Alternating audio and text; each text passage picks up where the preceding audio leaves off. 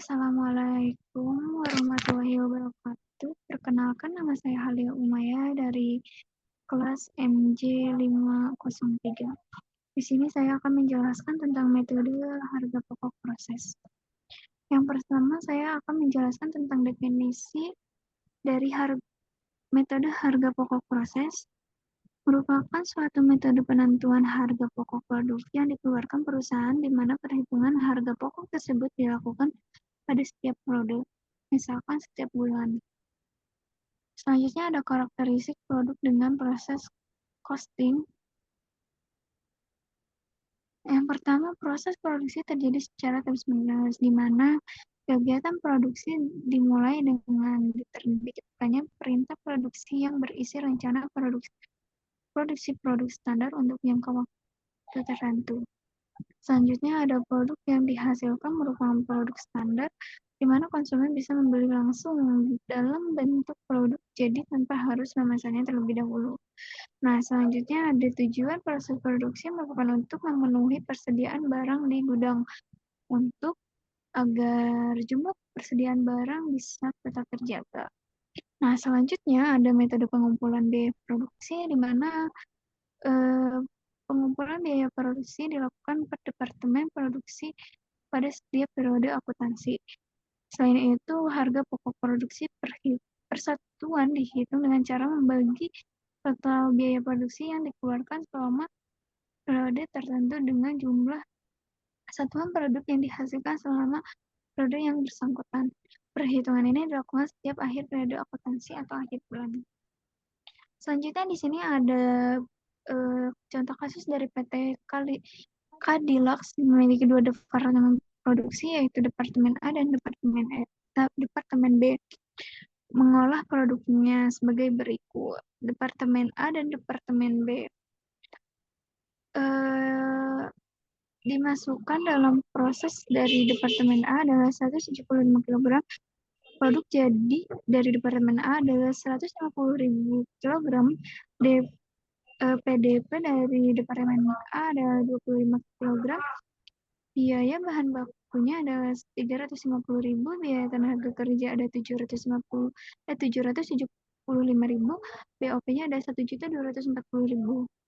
Nah, selanjutnya di sana ada tingkat penyelesaian PDP dari biaya bahan baku ada 100%, biaya konversinya ada 20%. Nah, untuk biaya dari Departemen B adalah ada produk jadi ada 120 kg, dan PDP-nya ada 30.000 kg. Selanjutnya ada biaya tenaga kerjanya ada 1.350.000, BOP-nya ada 2.025.000, dan tingkat penyelesaian dari PDP-nya ada biaya konversinya ada 50%. Nah, selanjutnya di sini ada perhitungan harga pokok produksi di Departemen A. Yang pertama kita menghitung dari unit ekuivalensi. Yang pertama biaya bahan baku. Di sini ada dari produk C di Departemen A adalah 150.000 ditambah dengan hasil dari PDP dikali dengan biaya bahan baku dari tingkat penyelesaian. Maka hasilnya adalah unit ekuivalensi. Next. Selanjutnya di sini ada menghitung biaya produksi per unit. Departemen A di sini ada bahan baku, jenisnya ada bahan baku, tenaga kerja, dan BOP. Nah, untuk mendapatkan hasilnya adalah total dari biaya produksi dibagi dengan unit ekuivalensi. Next, di sini ada menghitung harga pokok produk jadi dan harga pokok produk dalam proses. Yang pertama, menghitung produk jadi. Nah, di sini ada 150.000 kg, yaitu produk jadinya dikali dengan 15. 15 ini hasil penjumlahan dari seluruh biaya produksi per unit, meliputi bahan baku, tenaga kerja, dan BOP. Nah, selanjutnya ada PDP, yaitu penghitungan dari biaya bahan baku, biaya tenaga kerja, dan BOP. Bagaimana cara menghitungnya? Di sini ada 25.000, itu 25.000 adalah PDP yang tertera pada jurnal. Nah, untuk biaya bahan baku, penyelesaian biaya bahan bakunya adalah 100%. Nah, jika tenaga kerja adalah 20% dan BOP adalah 20%. Nah, ini angka harga dari ini didapatkan dari mana? Dari harga per unit. Jadi, bahan setiap jenisnya maka dimasukkan harga tersebut. Maka hasilnya adalah harga produk dalam proses. Nah, selanjutnya kita akan menjelaskan tentang jurnal pencatatan produksi Departemen A. Yang pertama ada jurnal untuk mencatat biaya bahan baku yang tertera pada jurnal adalah 350.000. Nah, selanjutnya ada biaya tenaga kerja yaitu 775.000 untuk meliputi gaji dan upah pegawai. Nah, selanjutnya ada jurnal untuk mencatat BOP. Di sini BOP-nya Departemen A adalah 1.240.000. Nah, setelah itu, selanjutnya kita akan menjelaskan tentang jurnal untuk mendapatkan harga pokok produk jadi yang ditransfer ke Departemen B. Sini ada BDP-nya, biaya bahan bakunya adalah jumlahnya 2.250.000 yang meliputi dari bahan baku, tenaga kerja, dan BOP. Selanjutnya ada jurnal untuk mencatat harga pokok produksi dalam proses. Di sini BDP dari bahan baku Departemen A adalah 50.000, Departemen tenaga kerjanya adalah 25.000, dan BOP-nya adalah 40.000. Maka jumlahnya adalah 115.000. Selanjutnya di sini kita akan menghitung harga pokok produksi di Departemen B. Nah, yang pertama kita menghitung unit ekuivalensi dari Departemen B. Di sini jenisnya hanya ada biaya konversi saja. Di sini biaya konversi meliputi dari 1.020.000 adalah dari produk jadi, 30.000 adalah dari PDP, dan 50.000 adalah dari biaya konversi. Nah, maka hasilnya adalah unit ekuivalensi.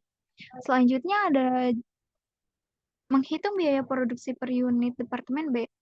Untuk menghitungnya seperti sebelumnya dari Departemen A sama saja ya. Nah, bedanya di sini hanya jenisnya. Jenis di sini ada tenaga kerja dan BOP.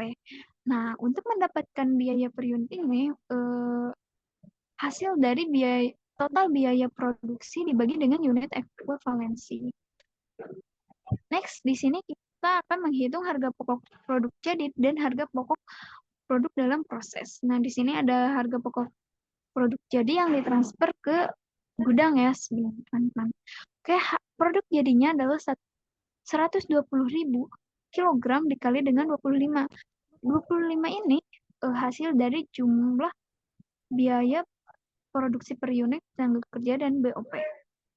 Hasilnya adalah 3 juta rupiah. Nah, sekarang selanjutnya akan menjelaskan tentang harga pokok produk dalam proses. Nah, di sini ada PDP-nya adalah 35.000 dikali dengan biaya konversi dan dikali dengan biaya per unit. Maka hasilnya adalah harga pokok produk dalam proses. Next, selanjutnya kita akan menjelaskan tentang jurnal pencatatan biaya produk Departemen B. Di sini ada jurnal untuk mencatat biaya bahan baku tidak tertera pada jurnal ya teman-teman. Selanjutnya kita akan menjelaskan tentang jurnal untuk mencatat biaya tenaga kerja. Nah, di sini biaya tenaga kerja Departemen B terdapat dari 270.000 rupiah. Selanjutnya kita akan menjelaskan tentang jurnal untuk mencatat BOP. Nah, di sini BOP dari Departemen B ada 2.025.000. Oke, next. Sekarang jumlah untuk mencatat harga pokok produk jadi yang ditransfer ke gudang. Nah, BDP dari bahan baku Departemen B itu mendapat kan 1.800.000 rupiah, dari tenaga kerja 1.200.000 rupiah, BOP-nya adalah 1.800.000 rupiah. Maka jumlahnya adalah 4.800.000. Next, sekarang kita akan menjelaskan tentang jurnal untuk mencatat harga pokok produk dalam proses. Nah, di sini BDP dari bahan baku adalah 4.500.000 sorry, bahan baku adalah 450.000, tenaga kerja 150, dan BOP-nya adalah 225.000. Maka jumlahnya adalah 825.000. Oke, sekian dari saya penyelesaian dari kasus dan penjelasan tentang metode harga pokok. Mohon maaf bila ada kesalahan dan kekurangan. Wassalamualaikum warahmatullahi wabarakatuh.